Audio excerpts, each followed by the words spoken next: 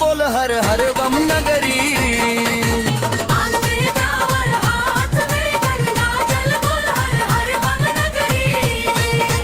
घोर भइल गूंजे शिव के नारा, हर डगरिया लागे प्यारा। बेल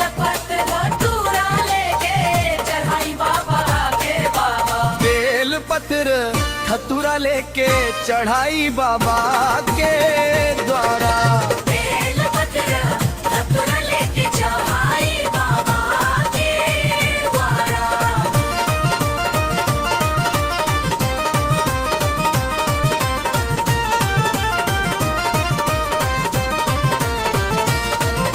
सावन के पहिला सोमारी चल हो देवघर नगरी।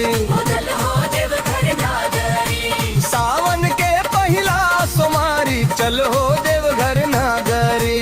भोले बाबा कृपा बरसाई, भरी दे खुशियन से झोली। भोले बाबा कृपा बरसाई, भर दे खुशियन से झोली। अन डमरू बज गूंजे जय जारा, भक्तन के लागे सहारा। भस्म रमवले नीलकंठ बाबा, रखिए सबे के लाज हमारा। मन के मुराद आज पूरा होई।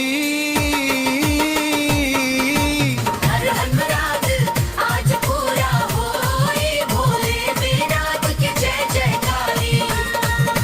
सावन के पहिला सोमारी, भोलेनाथ के जय जयकारी। भोलेनाथ के जय जयकारी।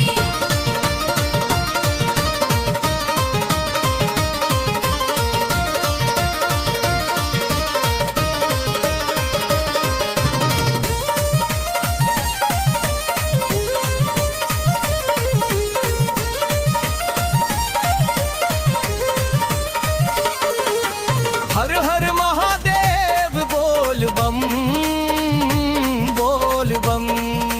सावन के पहला सोमवारी, भोलेनाथ के जय जयकारी। हर हर महादेव बोल बम बोल बम।